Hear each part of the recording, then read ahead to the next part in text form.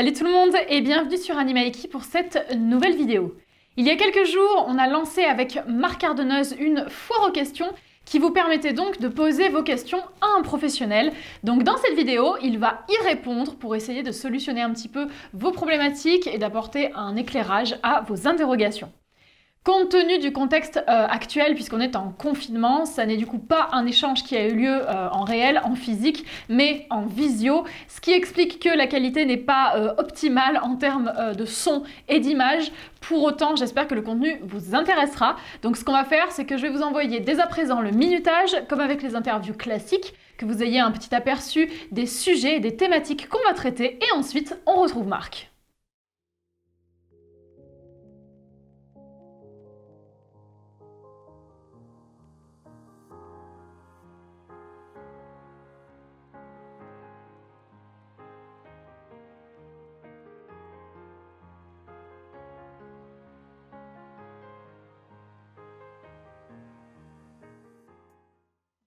Bonjour à toutes et à tous, je vous retrouve aujourd'hui avec Marc Ardeneuze qui va du coup répondre à mes côtés aux questions que vous avez pu lui poser sur Animaiki à travers Facebook, YouTube et Instagram.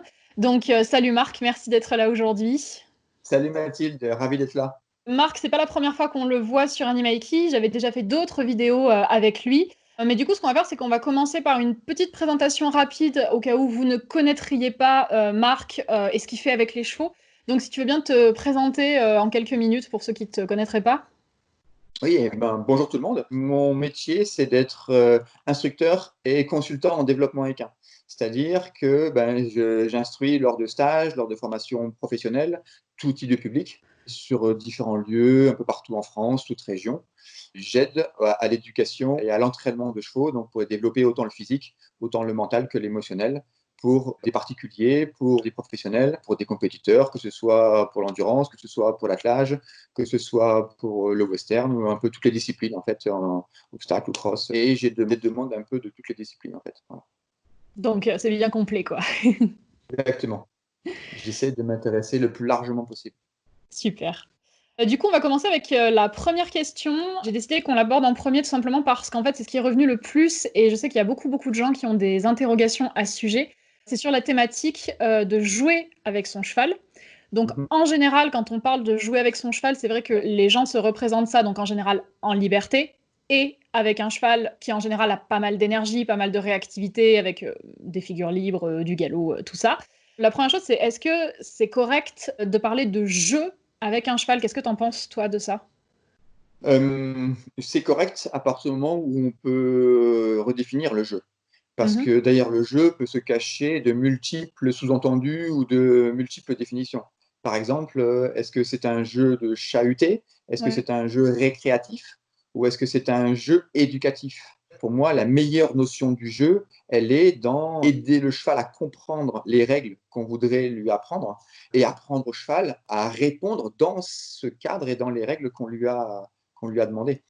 Et ensuite, le jeu, c'est le faire avec, je dirais, avec plaisir. C'est-à-dire qu'il faut que ce soit un plaisir pour nous de lui demander, si on veut que ce soit un plaisir pour lui de répondre. C'est-à-dire que si moi j'ai un sourire et si moi je suis un petit peu joyeux quand je lui demande quelque chose, il y a peut-être davantage de chances que lui il soit un peu enthousiaste de répondre. Si je fais la gueule et si je suis énervé ou si je suis contracté, il y a des chances que lui il soit la même chose. Il va être mon miroir, entre guillemets. Mm. Et je dirais attention à chahuter avec son cheval, attention à jouer à la récréation avec son cheval. C'est-à-dire que moi, avec le mien, je peux jouer avec mon cheval si j'en ai envie, mais je dirais quelles seraient les prérogatives pour que chacun choisisse de jouer avec son cheval.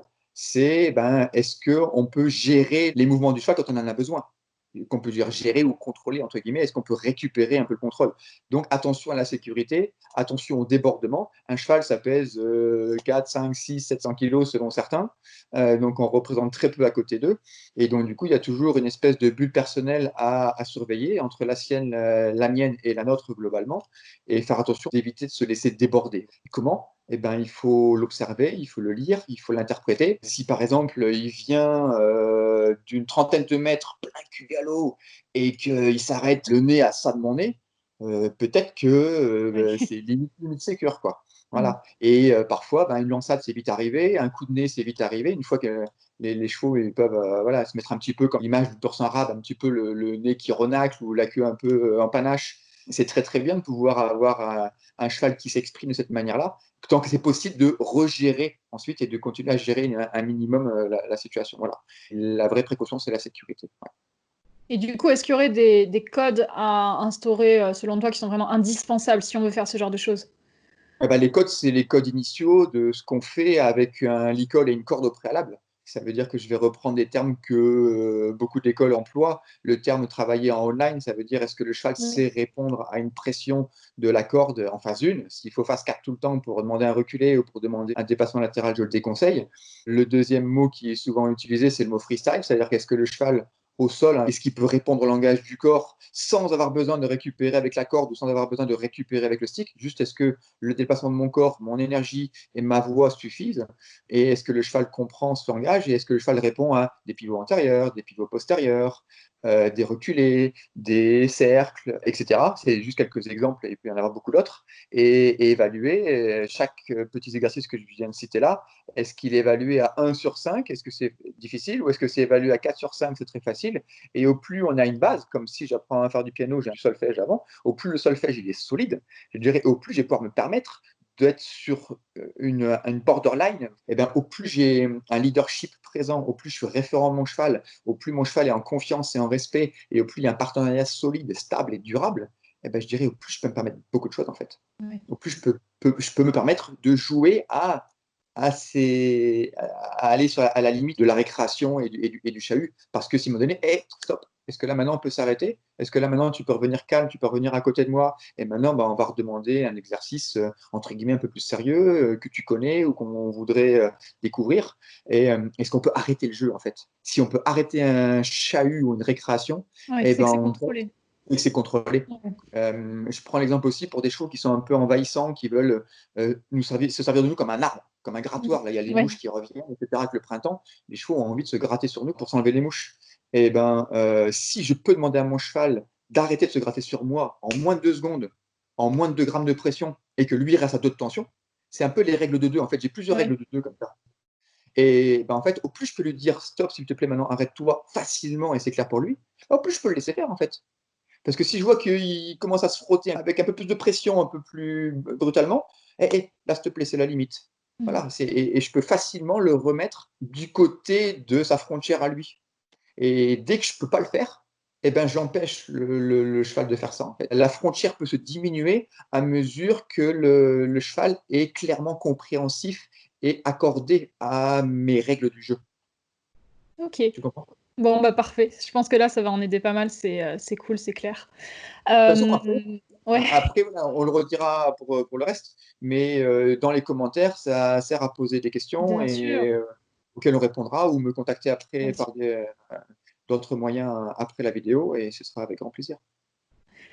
Du coup, après, la deuxième thématique qui est pas mal revenue et puis même, au-delà de ça, qui, pose souvent souci à pas mal de cavaliers, c'est du coup ce qui concerne, le travail en extérieur, notamment de réussir à garder la sérénité en extérieur. C'est-à-dire qu'on a eu pas mal de questions de gens qui sont avec des chevaux, donc en général des chevaux assez stressés, où il y a beaucoup d'émotions et qui justement, lorsqu'ils se retrouvent en extérieur, donc en dehors, du pré, des installations, bah, ils sont submergés par l'environnement et d'un point de vue émotionnel, voilà, ça va plus du tout. Comment est-ce que ces gens-là peuvent améliorer justement l'abord de l'extérieur? Pour moi, il y a de la même manière qu'on dit en liberté, il nous reste la vérité. Oui. Après avoir travaillé online, après avoir travaillé freestyle, et ben on valide qu'en liberté, est-ce que je garde ce que j'ai construit avant? Mmh. Pour moi, à l'extérieur, on pourrait dire la même chose. En Ouais. extérieur, il ne reste que la vérité. Donc ça veut dire que si le thermomètre des émotions est haut en extérieur, ça veut dire qu'en intérieur, les gammes, le solfège, ce que j'appelle les exercices fondamentaux et essentiels qui servent d'enraciner les premiers piliers de la relation au cheval, est insuffisante ou en quantité ou en qualité ou en variété, de manière à ce que ça puisse être transposable et duplicable en extérieur. Parce qu'en extérieur, en fait, j'ai besoin de la même chose que mon cheval qui serait soit dans un relonge, dans une carrière, dans un manège, dans une carrière en herbe, peu importe. J'ai besoin d'avoir les mêmes réponses et les mêmes comportements.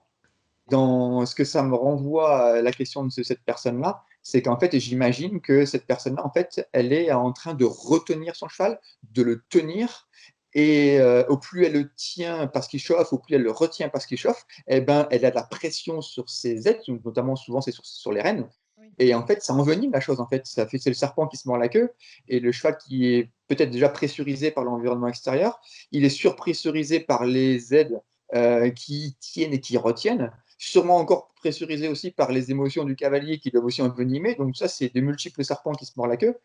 Une des nécessités, c'est est-ce que quand je travaille en carrière, mon cheval est capable de conserver une auto-posture sans que je le tienne et sans que je le retienne avec les rênes?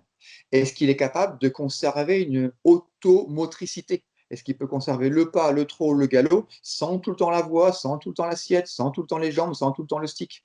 Et est-ce qu'il peut conserver une autodirection que je lui ai indiquée pour tenir un cercle? Est-ce que si on fait un cercle de 20 mètres, c'est pas à lui à choisir de passer à 22 mètres ou de passer à 15 mètres?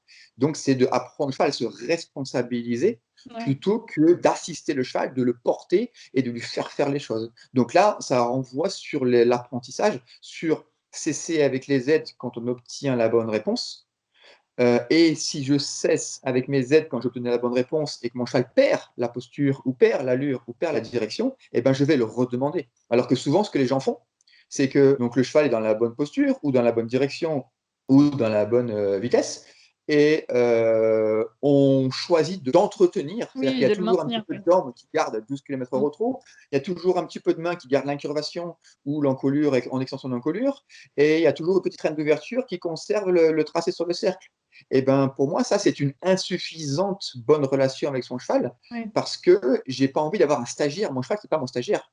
Mon cheval, c'est un partenaire. Donc, mon partenaire, j'ai pas envie de le tenir la main pour qu'il fasse les choses. J'imagine ce cheval en extérieur sous pression. Ben, je vois un coup de girafe. Oui, Je vois oui, oui. éventuellement un nez qui peut encenser ou un peu pas trop vent.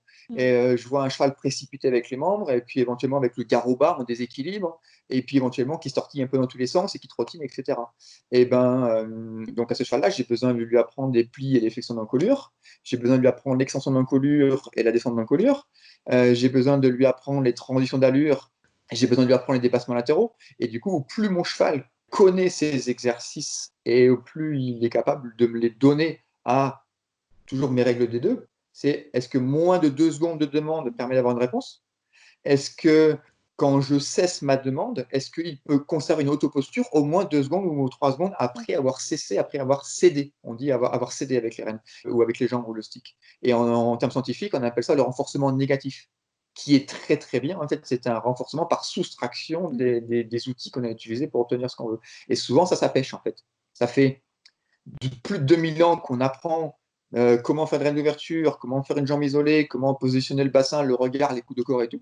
À mon avis, en 2020, il est plus que jamais encore plus temps d'apprendre aux gens comment arrêter d'agir avec les mains, comment arrêter d'agir avec la voix, arrêter d'agir avec les jambes et le bassin pour dire au cheval merci. Si on lui dit merci, il va trouver du confort. S'il trouve du confort, il va y comprendre ce qu'il doit apprendre et il pourra le redonner. On peut s'entraîner à pied, c'est-à-dire que c'est tout à fait recommandé de Alors sortir justement, à après, pied sur avec son cheval ces d'abord. personnes qui ont posé les questions, la majorité, je crois, était à pied. Il y en avait quelques-uns pour qui ça concernait une balade montée, mais la majorité, justement, partent à pied. Et à pied, pendant la balade, on arrive à un endroit où, justement, l'émotionnel n'est plus du tout géré et ça part complètement en vrille. Donc on est déjà Oui. à pied, du coup, pour ces chevaux-là. Okay. Donc là, voilà, j'ai répondu pour le travail Ouais. monté. Je termine ça en disant que voilà, en cours de route, j'ai le droit de descendre. Le cheval Oui, n'a pas aussi, gagné. Si je descends en cours de route, hein, si bien je sûr. suis planté au passage à niveau ou à une flaque d'eau ou autre, j'ai le Mm. droit de descendre en cours de route. Ou bien pour continuer à pied, il faut faire demi-tour et rentrer à la maison. Mm. Et pour m'entraîner un peu plus à la maison. Et donc, du coup, si on est à pied, et ben là, il y a peut-être, en plus avec le printemps là qui arrive, il y a un exercice qui est super intéressant. Ah bah tiens, qu'on avait fait une fois avec toi, je crois, sur un de tes 2 poneys, sur la politesse au repas. Parce que là, avec l'air qui Oui. pousse, moi, quand j'emmène Oui, mon cheval aussi, l'herbe, c'est vrai que brouter c'est un dehors, parce que problème pour l'extérieur. Ouais. là où il est aujourd'hui dans le pré, il n'y a pas assez d'herbe à mon goût, il n'y a pas assez d'herbe pour lui, pour ses Mm. besoins de bien-être et besoins et primaires. Donc en fait, ben, on les marche un peu dehors pour aller les faire brouter. Oui, la politesse au repas permet de ne pas se faire tirer la longe et de ne pas se faire emmener et d'éviter de se retrouver, on va dire, en ski de jogging derrière le cheval à subir et de se faire emmener, quoi. Pour moi, c'est l'équivalent du tir au renard. En fait, si je suis derrière mon Oui, cheval tout à à me fait. faire emmener, C'est du tir au renard. Mon cheval, il est attaché à ma main. Je représente un espèce de mur virtuel mobile. Et mon cheval doit apprendre à cesser une toute traction non désirable. La deuxième chose, c'est lui apprendre à marcher côte à côte. Pour revenir, toi, par exemple, toujours un exemple, on peut prendre l'exemple d'un chien cette fois-ci, par exemple. Quand on apprend un chien à marcher au pied, s'il traîne derrière, on lui apprend à revenir à côté de nous. S'il est devant nous, on lui apprend à revenir à côté. Donc, en fait, c'est être côte à côte. Et à ça, est-ce que je peux faire des voltes à gauche? On imagine, on prend l'exemple, je suis à gauche de mon cheval. Est-ce que je peux faire une volte à gauche où je suis du coup à l'intérieur de la volte? Est-ce que je peux faire une volte à droite où je suis à l'extérieur de la volte? Est-ce que je peux demander à mon cheval de m'arrêter et de reculer? Et dans ces trois exemples-là, est-ce que le critère né, mon corps, est respecté? Et je prends l'exemple né, mon corps, mais je pourrais être à côté de l'encolure, ou je pourrais être à côté de l'épaule, ou à côté du dos, ou à côté des flancs. Je dirais, c'est où on veut se placer. Ça renvoie aux 5 zones. Et si vous avez un cheval qui est le plus irrespectueux, je vous conseille de marcher en zone 1 ou devant la zone 1. Le cheval qui est déjà un peu plus avancé, on peut marcher en zone 3, qui est autour du dos et du passage de sangle. Et puis après, au plus le cheval est avancé, on peut plus se diriger vers la conduite arrière, vers les longues rênes, et sans se faire tracter, et en gardant un cheval à l'écoute et confiant et décontracté. Parmi justement les gens là qui parlaient de l'extérieur, il y avait notamment une demande un petit peu plus précise. Dans le cas d'un cheval qui est en extérieur zen, donc une balade où voilà, il n'y a pas de souci, ça se passe bien, et changement d'environnement, par exemple on passe d'un champ à une forêt, ou enfin ce genre de type de transition-là, et du coup le cheval change complètement d'attitude, on a vraiment un changement radical, et de zen, il passe à terrifié, et c'est hyper compliqué. Comment est-ce que les gens peuvent faire lorsqu'ils sont face à ce genre de situation où on a des revirements d'attitude comme ça assez extrêmes, et pouvoir prendre en charge le cheval qui est submergé alors que ça allait jusqu'à maintenant et que c'est spécifique à un endroit précis? Oui, il se passe la même chose quand le cheval est parfait chez nous et qu'on se déplace en concours ou sur un Oui, événement, aussi. et que sur le lieu, le cheval est plus comme à la maison. Et en fait, ça renvoie un petit peu à ce que j'expliquais quand je répondais pour le cheval monté. C'est qu'à la maison, où les gammes sont ou bien insuffisantes, ou pas assez Ouais. qualiteuses, ou pas assez approfondies. Il faut appeler un chat un chat. Et oui, on peut le travailler sous forme de jeu ou sous forme d'entraînement un peu plus Mhm. sérieux, mais le cheval doit avoir un maximum de connaissances de ces bases-là. On peut utiliser le concept d'approche-retrait. Ça veut dire que si je suis dans un lieu, mettons, je suis dans la forêt, le cheval est super, je sors de la forêt pour aller dans une zone un peu plus, on va dire, champêtre, Mhm. et j'ai le droit de faire retrait, et puis revenir dans la zone de confort dans la forêt, retravailler des petites choses, Ouais, remettre mon cheval à décomposer l'écoute, l'approche du nouvel décomposer environnement. l'approche. Bah oui, oui, oui. Quand je suis avec des jeunes chevaux, que je sors pour les premières fois dehors, il faut oser faire approche-retrait. Donc on re-rentre dans la forêt, on retrouve un petit peu un cadre, on ressort, on va un petit peu plus loin. S'il faut, on revient encore, et Mhm. on sort 10 mètres, 1 minute, on sort 20 mètres, 2 minutes, on sort 30 mètres, 3 minutes, et on revient dans la forêt à chaque fois, jusqu'à ce qu'on puisse partir de plus en plus longtemps et de plus en plus loin, et garder le cheval bien. Là, le concept, c'est je re-rentre dans la forêt avant que le cheval soit submergé de ses émotions. Parce que Oui. si j'attends que le cheval soit submergé de ses émotions avant de retourner dans la forêt, quelque part, il est récompensé d'avoir eu peur là où il était. Mhm. Tout à fait. Dans le cas contraire, s'il est dans la forêt et qu'il est bloqué pour sortir, Oui, pour sortir. ou, et en fait, là, moi, ça me renvoie sur la leçon de vent, en fait. On imagine que c'est un vent. Et Oui, tout à que fait. il y aurait un vent à la sortie de la forêt. Et là, c'est encore une fois le concept approche-retrait. Et puis, on met un pied dehors. Et puis, on re-rentre. On met 2 pieds dehors. Mhm. On re-rentre. Tout à 3 pieds fait. dehors. On re-rentre. De la même manière que si on apprenait à marcher sur une bâche avant la leçon de vent. Cette leçon de vent, en fait, on peut l'extrapoler sur vraiment beaucoup de choses, hein. Quand on a un passage à niveau en extérieur, un tunnel à traverser, même une route à traverser, ce concept d'approche-retrait est fondamental, universel, et à apprendre à exploiter pour beaucoup de choses. On l'utilise pour la désensibilisation et pour le vent, mais on ne l'utilise pas assez pour les autres domaines, à mon goût. Ok, bon bah ouais, c'est bien complet là, du coup, super. On a eu une question pour comment faire pour différencier fuite et réactivité, savoir si le cheval bouge du coup en étant sous contrôle ou non, et comment faire avec voilà, toutes ces notions d'énergie, de réactivité, comment savoir si c'est trop, pas assez, est-ce qu'il n'y a pas de l'émotion négative de la part du cheval là-dedans lorsqu'on demande de bouger? Qu'est-ce que tu peux nous dire un petit peu sur ce genre de concept, et notamment voilà, essayer vraiment de discerner quand il y a du mouvement, qu'est-ce que c'est comme mouvement? Ouais. C'est très intéressant cette question parce qu'en fait, rien que par l'intitulé de la question, ça sous-entend une incompréhension. Parce Ouais. qu'en fait, fuite et réactivité, c'est la même chose. Mm.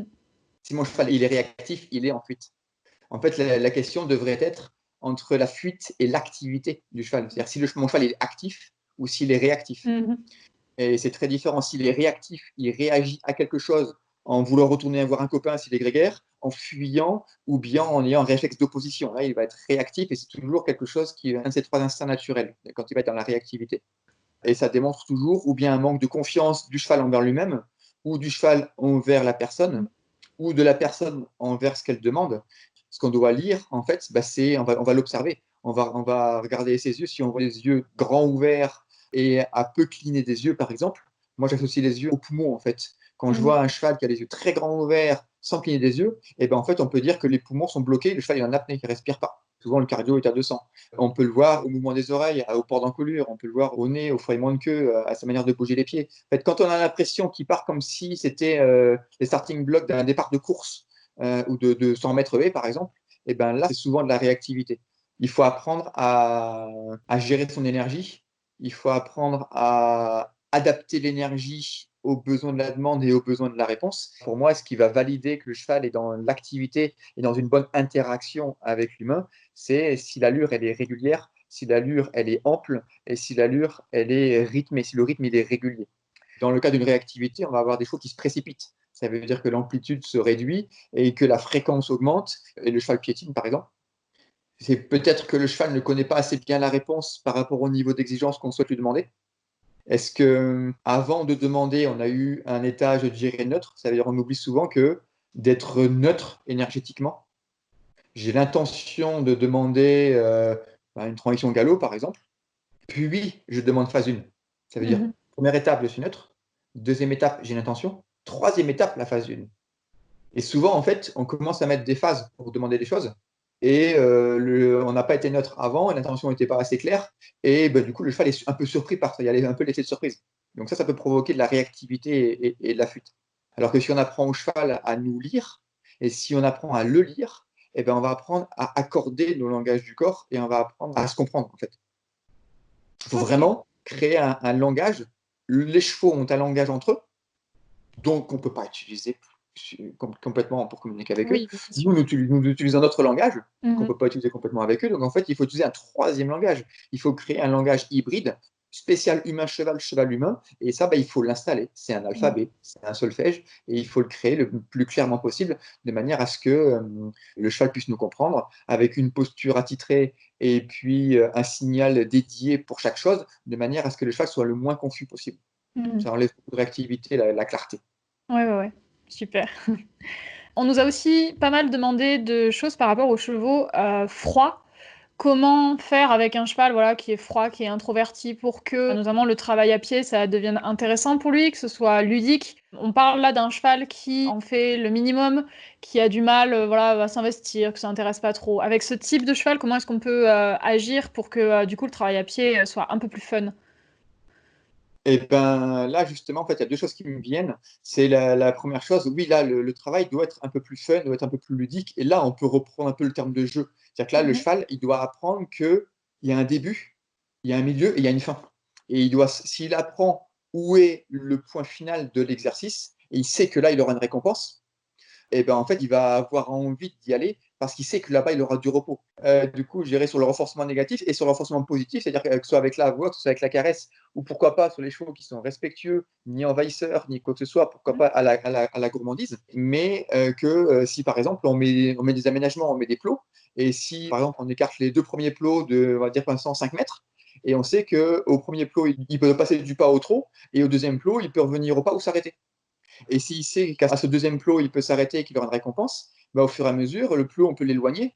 Et le cheval, on va l'aider à apprendre qu'il aura une pause que quand il sera arrivé à ce plot-là. Donc en fait, le cheval, il va se dire, moi je suis feignant, moi je vais en faire le moins possible, donc je vais me dépêcher d'aller au plot d'arrivée pour pouvoir avoir une pause. Et ça, on peut le faire dans la carrière aux 4 coins, on peut le faire entre 2 plots et les éloigner, mais ils ont besoin je dirais là, souvent on met des plots pour aménager l'environnement, pour donner des points de repère à l'humain, mais aussi on peut mettre des embûches pour aménager les points de repère pour les chevaux. Apprendre à ce cheval-là à pousser un ballon, ça peut lui donner, je dirais, un intérêt, une curiosité et je dirais une motivation. Ils sont pas motivés, en fait, ils comprennent pas pourquoi on leur demande de bouger. et ils n'ont pas envie de bouger. Donc, en fait, il faut leur trouver des astuces comme ça. Donc, puis, à chaque fois qu'il fait un effort d'aller un peu plus vite vers ce ballon ou d'aller le toucher, hein, c'est l'exemple un peu du touch-it, c'est au plus vite il va le récupérer et au plus vite il va le toucher. On prolonge l'immobilité, on prolonge la récompense et le cheval va se dire waouh, je comprends qu'il y a une règle, je comprends qu'il y a un point de départ, qu'il y a un point d'arrivée. À chaque fois qu'il y a un point d'arrivée, il y a de l'immobilité et de la récompense. Chic, ça tombe bien parce que moi je suis feignant, j'ai pas trop envie de bouger. Ouais. Et donc voilà, ça peut être des astuces comme celle-là.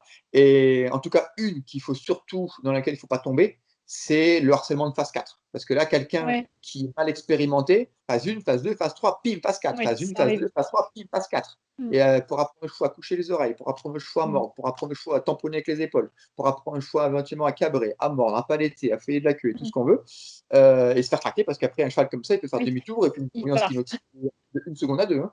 Mm. Ça m'est arrivé, là j'ai l'exemple en tête d'un cheval de trait comme ça, qui est un petit peu froid, un petit peu taux de tension, et puis on se demande s'il n'a pas été shooté par un vétérinaire juste avant la session. Et puis tu vois la personne qui fait phase 1, phase 2, phase 3, phase 4, et au moment de la phase 4, le cheval il Et fait ouais. demi-tour, et il part au trot, et la personne est dans un ski de joring derrière. Donc Mm. ces chevaux-là, ils savent bouger. Si ce Ouais. cheval-là, on le met au pré, avec de nouveaux copains, celui-ci il va être plein galop en Ouais, lançade. bien Ils sûr. savent bouger. C'est juste qu'il faut trouver des combines pour les motiver. Mhm. Ok. On a aussi eu quelqu'un qui était en difficulté lorsque on demande au cheval, donc mettons sur un cercle, alors notamment la personne c'était en liberté, mais bon ça peut s'appliquer en liberté et en main, de bien différencier l'arrêt et la transition descendante. Parce que du coup cette personne-là, lorsqu'elle demande, le cheval a confusion entre justement le code pour s'arrêter et immobile et juste le code pour ralentir et transition descendante. Comment est-ce qu'on peut essayer de clarifier un petit peu ça pour le cheval? Quand je suis dans le rond de longe avec un cheval à distance, nu, rien sur la tête et sans corde, sans rien, j'aime bien travailler avec 3 chevaux. C'est-à-dire que j'ai 2 chevaux virtuels avec moi. C'est-à-dire que j'ai Mhm. un cheval qui est devant ce cheval-là et j'ai un cheval qui est derrière ce cheval-là. Derrière. Et moi, je vais communiquer avec ces 2 chevaux virtuels, entre guillemets, plutôt que communiquer directement avec le cheval matériellement présent. Ouais. Ça, c'est la première chose. La deuxième chose, c'est que je peux mettre un point de repère au centre du rond, un tout petit plot pour pas que ça me gêne, pour pas éviter que je me prenne les pieds dedans, ou le cheval aussi, genre un petit frisbee ou même une petite corde, un point de repère. Et je vais bien faire attention d'être mobile. Je vais ni être au centre, ni être immobile. Mhm.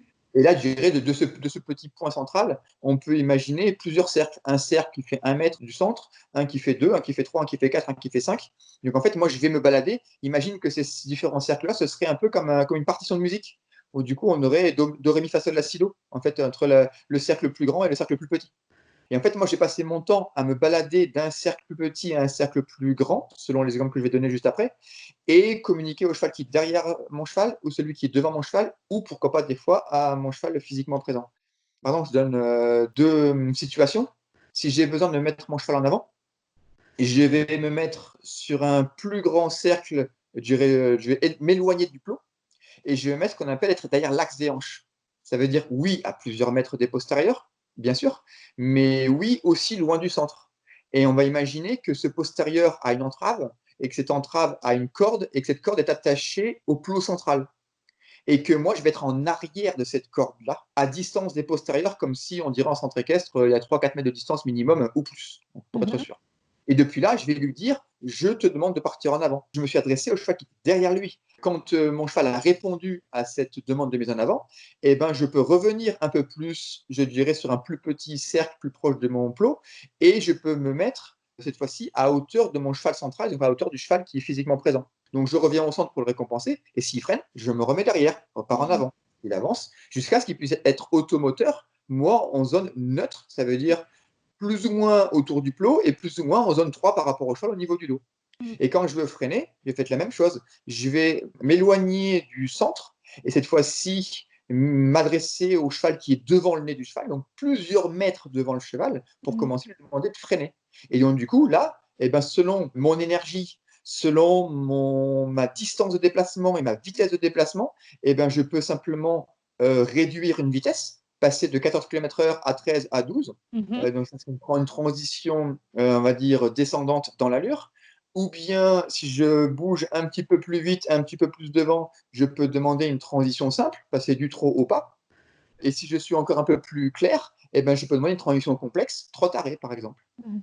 Donc du coup, Et pour, le cas de cette personne-là, par exemple, du coup, ce serait affiner son positionnement lorsqu'elle va en gros, vers la tête du cheval.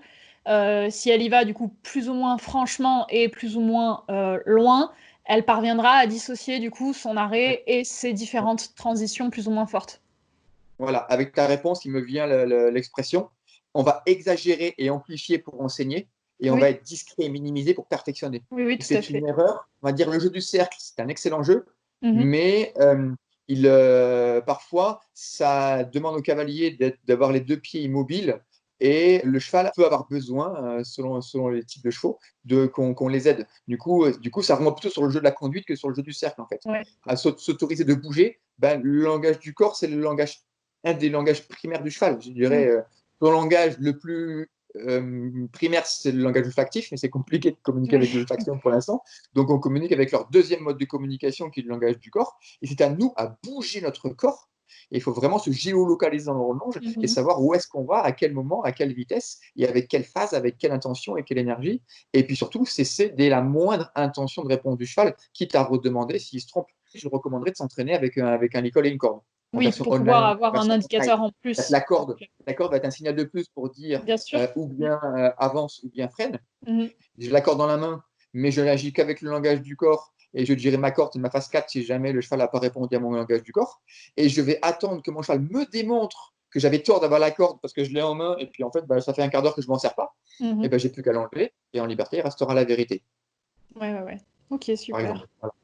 Et du coup, on va rester sur la liberté pour, la question d'après. C'était quelqu'un qui demandait comment faire pour améliorer son rappel, en liberté, du coup, notamment, bah, quand le cheval est à pas mal de distance pour qu'il puisse revenir.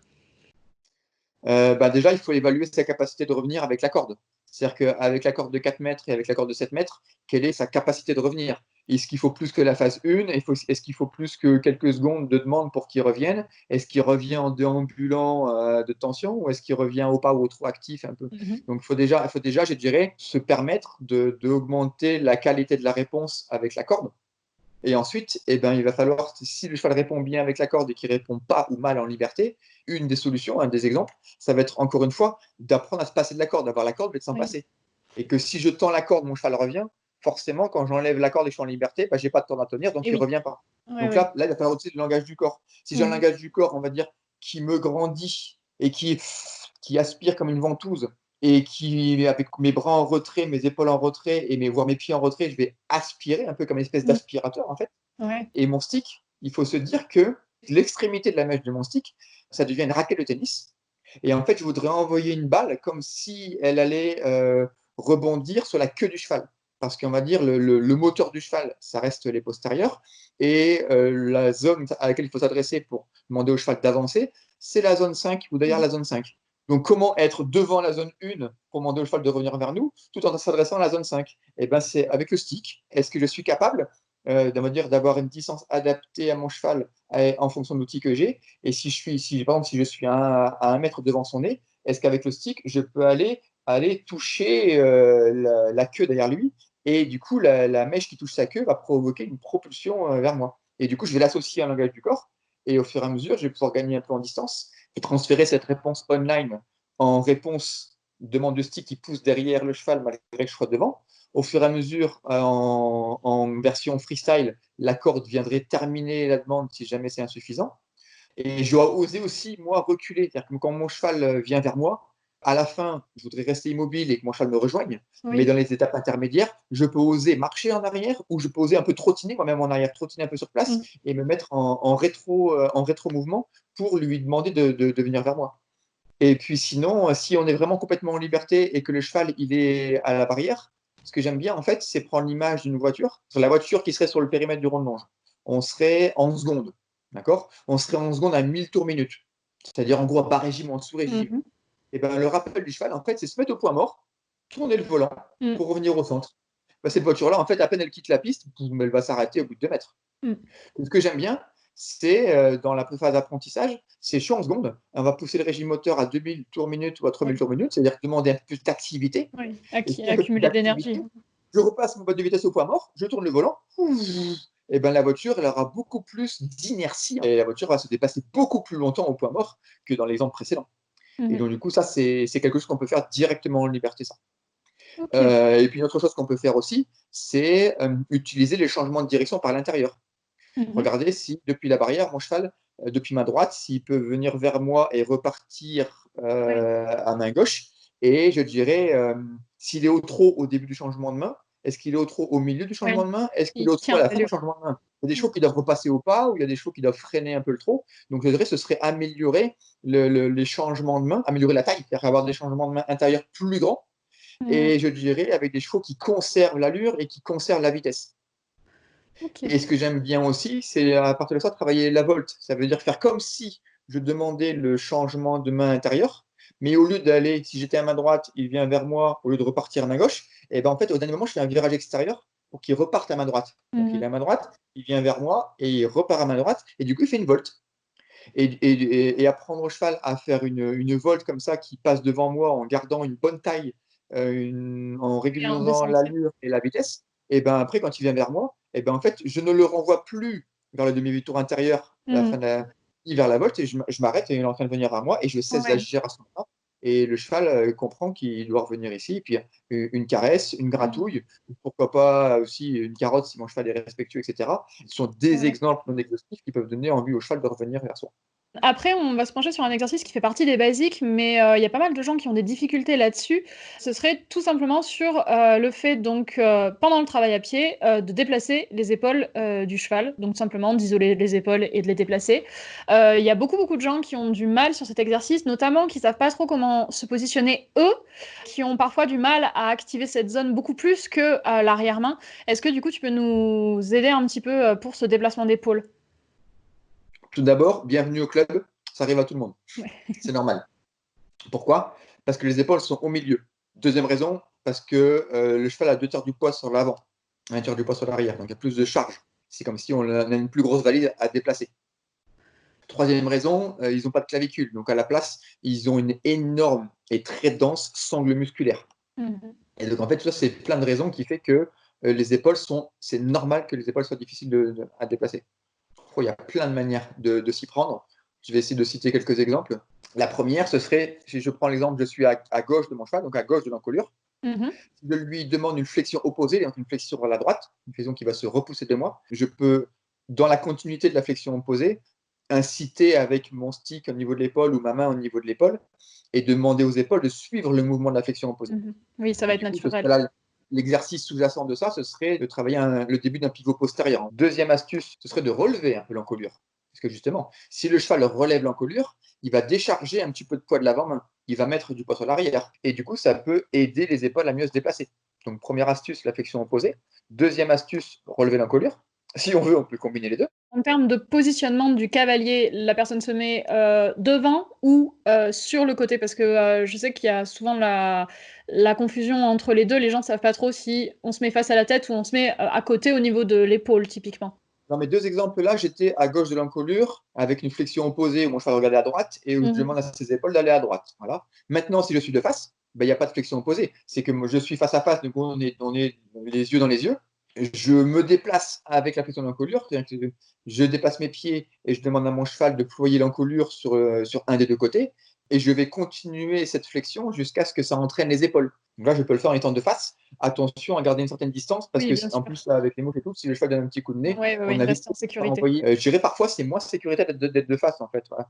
Mm. J'aime mieux être de côté, mais on peut le faire de face avec un cheval, on D'accord. va dire, confiant et respectueux. Et puis, ben, je vais parler de la troisième. Elle est un peu plus technique et elle est peut-être un petit peu plus longue à mettre en place, mais elle est beaucoup plus durable et elle est équestre. Ben, c'est en fait à apprendre au chevaux l'épaule en dedans. On va apprendre au chevaux l'épaule en dedans Mhm. sur un petit cercle autour de nous. C'est-à-dire que là, je vais citer quelques exemples. Est-ce qu'à l'arrêt, il peut simplement fléchir latéralement l'encolure de mon côté? Cette fois-ci, c'est une Mhm. flexion latérale directe. Je suis à Oui. gauche, flexion latérale l'encolure gauche. Et là, on peut aller à 45-90 degrés sur une flexion complète sans problème. On peut ensuite déplacer latéralement les postérieurs sur, on va dire, un quart de cercle, un demi-cercle ou sur un 360. Et puis ensuite, on va essayer de combiner ces deux choses-là dans le mouvement. C'est-à-dire que est-ce que donc je reste à la gauche de mon cheval, je lui demande de marcher. Est-ce qu'en marchant, on va demander cette fois-ci, on appelle ça un désengagement partiel. Est-ce qu'il peut croiser le jarret gauche par devant le postérieur de droite une fois, repartir en avant, ou deux croisements, repartir en avant, ou trois croisements, repartir en avant, plusieurs fois. Si ça fonctionne bien, et ben en fait, je vais essayer d'ajouter cette flexion d'encolure pendant ce désengagement partiel, c'est-à-dire que mon cheval marche. Je demande quelques désengagements partiels avec les postérieurs, ajouter à ça, suivre et ajouter à ça de la flexion latérale d'encolure.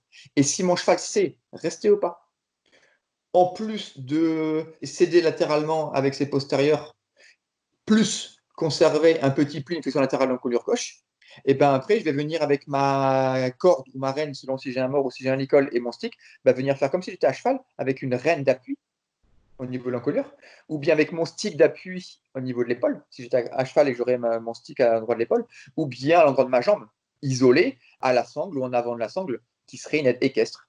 Et du coup, ça, c'est un moyen d'équilibrer le latéral de gauche et de demander au cheval de se verser sur ton latéral de droite. C'est-à-dire que là, il y a un report de poids latéral. Ok. C'est l'initiation de l'épaule en dedans et on peut le faire dans les premiers temps avec une seule renne ou une seule corde Oui, et on oui, peut le oui. faire après en classique à deux rennes. Mhm. Et ça, c'est très, très, très productif pour le travail monté. C'est-à-dire que Ouais, l'avantage ouais, de bien ce sûr. dernier exemple-là, c'est un exemple équestre et c'est productif après pour les trois allures de travail monté, que ce soit Mhm. pour un cheval de balade, pour reprendre les questions précédentes, pour mon cheval d'extérieur, pour mon cheval qui chauffe en extérieur ou mon cheval qui a Mhm. peur de nouvel environnement en extérieur. L'épaule en dedans, c'est l'aspirine de l'équitation. C'est la première, la dernière des leçons. Et c'est celle qui m'aide à 80% la réparation des chevaux compliqués, des chevaux difficiles, des chevaux dangereux qu'on m'amène et qu'on me demande de travailler. En fait, l'épaule en dedans, pour moi, c'est une clé en or massif. Je Ouais, dirais, ouais. Comme tu as un passé dans l'attelage, on va en profiter du coup. Il y a quelqu'un qui a demandé si tu attelais encore, et puis ce que l'équitation éthologique a pu changer dans ton rapport à l'attelage, que ce soit en attelant, en débourrant à l'attelage ou ce genre de choses. Alors aujourd'hui, je mène peu. La première raison, c'est parce que j'ai aucun matériel. Je n'ai ni Ouais. harnais ni voiture. L'attelage est une discipline qui demande beaucoup de matériel et beaucoup Oui, oui, oui. d'investissement, de moyens, beaucoup plus que le travail monté. Donc non, je peux atteler à 1 et atteler à 2, mener à 1 et mener à 2. J'ai été groom à 4 chevaux. Donc pour moi, l'attelage aujourd'hui, ça reste quand même quelque chose de plus rare. Mais je Mhm. dirais, ma dernière expérience, en même temps, elle est récente parce que c'était au mois de janvier de cette année 2020. J'étais au lycée professionnel agricole de Touscairat, où on forme des BPGEPS, etc., un peu bac pro, etc., où il y avait une association d'attelage que j'ai accueillie. On a travaillé leurs chevaux pendant 2 jours. On a découvert qu'il y avait un tas de choses à faire avec ma pratique et avec ma méthode pour améliorer la relation meneur-cheval. Ce week-end-là, nous n'avons pas attelé les chevaux réellement à la voiture. Il y avait des choses à faire, on va dire, au sol, que ce soit au long graine ou que ce soit avec les embûches, pour tout ce qui est préparation de la mise à la voiture, reculer entre deux bidons, partir une barre au sol, etc. Et le stage suivant sera avec les chevaux cette fois-ci attelés. Donc moi, je suis à l'aise, on va dire à 1 et à 2 en tant que meneur. Je suis à l'aise à 4 en tant que groom. Après, mener à 4, non. Ça, j'ai tenu les guides à 4, oui, je les ai tenus, mais ce serait vraiment très prétentieux et présomptueux de proposer aujourd'hui des choses à 4 chevaux. Et ce que je ne fais pas non plus, en fait, c'est du débourrage. Enfin, quand le débourrage à l'attelage, ce que j'appelle débourrage, en fait, c'est surtout le jour J de la Oui. première réelle mise au brancard, très attachée au palonnier et Mhm. mise à la voiture et les premiers pas avec ça. Pourquoi? Parce qu'en fait, il faut être au minimum 2, voire 3 Oui. personnes qui se connaissent, qui se font confiance, qui ont une compétence minimum suffisante Mhm. et qui sont intimes. Vraiment, l'attelage, pour moi, c'est intime. Je n'ai pas vocation du tout Ouais. à changer ce besoin d'avoir un team autour de nous. Donc, ce team, je ne l'ai pas. Je n'ai pas autour de moi une ou deux personnes de compétences dont j'aurais besoin et de confiance pour pouvoir mettre le cheval le premier jour à la voiture. Donc, ça veut dire que je peux travailler le cheval de A à Y, mais non pas Z. Ça Mhm. veut dire que à la veille de la réelle mise à la voiture. C'est-à-dire tout D'accord. ce qui est tracté pneus, tout ce qui est tracté bottes de paille, le harnais, les œillères si on veut les mettre, tout ce qui est préparatif jusqu'à la veille du jour J de la mise à la voiture. Et ensuite, je reprends le travail des chevaux qui sont, on va dire, en fin de débourrage. C'est-à-dire que le débourrage est fini, où là, on garnit le cheval, on l'amène à la voiture, hop, je vois le meneur en train de marcher, trotter et de montrer une maniabilité et ses exercices habituels. Et là, après, je peux intervenir, moi, derrière le meneur et le coacher sur la voiture, ou bien prendre les guides, avoir le meneur à côté de moi, derrière moi, et puis là, donner des consignes. Là, en ce moment, on est dans une période assez inédite, du coup, avec cette période de confinement. Comment les cavaliers peuvent faire pour, une fois que ce sera terminé, qu'on reprendra nos vies normales et qu'on retrouvera nos chevaux, pour assurer une reprise de l'équitation qui soit dans le bon sens? Bah, c'est pas l'équitation qu'il va falloir reprendre déjà. Merci pour la question. Oui, c'est vrai qu'il faut penser à ceux surtout qui n'ont pas pu voir leurs chevaux et il faut penser aux chevaux qui n'ont pas pu aller dehors ou trop peu Mmh. dehors, ceux Oui, qui ont été dehors box notamment. en isolé plutôt qu'en groupe. Ben, Mmh. la première chose, c'est de vérifier le mode de vie. C'est-à-dire Ouais. que c'est de retrouver un mode de vie. C'est-à-dire mon cheval doit retrouver H24 dehors si possible. Il doit retrouver un, deux ou trois copains si possible. Et puis peut-être laisser peut-être comme ça quelques jours ou une semaine, qui Mmh. retrouve déjà un état de vie de cheval. Ouais. Suite à ça, eh ben, ce serait passer du temps avec lui dans le pré. Rien Mmh. que ça, rien que d'aller mettre le licol, lui faire le pansage, curer les pieds et puis marcher un peu en main. Ensuite, ce serait faire la même chose dans une carrière, c'est-à-dire le lâcher dans la carrière ou le lâcher dans le manège ou le lâcher dans le longe et juste passer des moments avec lui. Prenez votre sandwich et allez pique-niquer avec lui et juste passer du temps Oui, avec lui. passer du Déjà. temps. Voilà, aller le prendre dans l'école et aller le faire brouter. Là, justement, ce sera le moment de recréer un lien. Mmh. Et une fois qu'on a passé cette première étape de recréer une vie de cheval au naturel, deuxième étape de recréer un lien, ma troisième étape, on va reprendre, on va dire, le travail, l'entraînement, l'éducation, mais surtout pas là où vous en étiez, parce qu'ils se seront Ouais. démusclés, ils auront plus de conditions physiques, etc. Donc, il va falloir reprendre peut-être votre programme d'il y a 6 mois, votre programme d'il y a un an. Vous révisez les étapes en amont pour valider. Check, ça c'est OK. Check, ça c'est OK. Ah, Mmh. ça t'as oublié. Allez, on va réviser. Ça t'as oublié aussi. On révise aussi. Ça c'est dur. Ah, OK, on va le redécomposer. On peut faire comme si le cheval n'avait jamais appris cette leçon-là. Mmh. Voilà. Ça, il y a 3 levels. C'est facile, je zappe. C'est moyennement difficile, eh ben, je le retravaille. Et si c'est difficile, je me projette comme si le cheval n'avait jamais pris la leçon et je lui redécompose la difficulté pour lui réapprendre jusqu'à ce qu'il s'en souvienne. Et puis, je me donne, de toute façon, pour fabriquer des muscles, il faut 6 à 8 mois. Oui. Donc là, vous avez le temps pour ça, mais entre-temps, ce sera de la décontraction, de la mobilisation, du leadership, de retrouver la confiance et le respect, des assouplissements, beaucoup d'assouplissement, beaucoup de gymnastique. Hein, il est courant quand je travaille avec des gens qui bossent en endurance, pour préparer une endurance de 20 km, et ben en fait, pendant un mois ou pendant 2 mois, rien que s'il y a une, deux, trois sorties par semaine d'environ 1 heure, et ben ça met énormément les chevaux en condition, rien que pour préparer une 20 km Oui, d'endurance. oui, oui. Le pas, c'est l'allure mère pour découvrir un exercice et pour améliorer l'entraînement. Et le trot va perfectionner, et puis le galop va finaliser ce redémarrage d'entraînement. Mais OK. prenez votre temps. Donnez-vous un mois, donnez-vous 2 mois, parce que je pense que la question, elle se pose pour le cheval, mais la question, elle se pose pour vous aussi. Oui, Comment est-ce que aussi. vous avez vécu le confinement? Si vous l'avez mal vécu, recentrez-vous, rééquilibrez-vous. Peut-être, j'espère que si vous pensez au yoga, pensez au qigong, pensez à la sophrologie, pensez à l'exercice de respiration et remettez-vous dans un état d'être apte à ce que vous puissiez aussi aller voir votre cheval sans le polluer de vos émotions négatives ou de votre peur. Bon, en espérant qu'on pourra les retrouver rapidement et reprendre, du coup, les activités avec eux. Du coup, on est, à la fin de cette foire aux questions, donc merci Marc d'avoir pris du temps pour, répondre aux gens, du coup, qui ont posé ces questions. C'est un très grand plaisir. Ça compense les stages que j'ai pas pu donner et au moins on partage, on fait le maximum pour continuer à suivre de la manière dont on peut. J'espère du coup qu'on aura répondu à toutes les questions. Bien entendu, comme l'a déjà dit Marc, n'hésitez surtout pas à nous retrouver dans les commentaires ou même à écrire à Marc.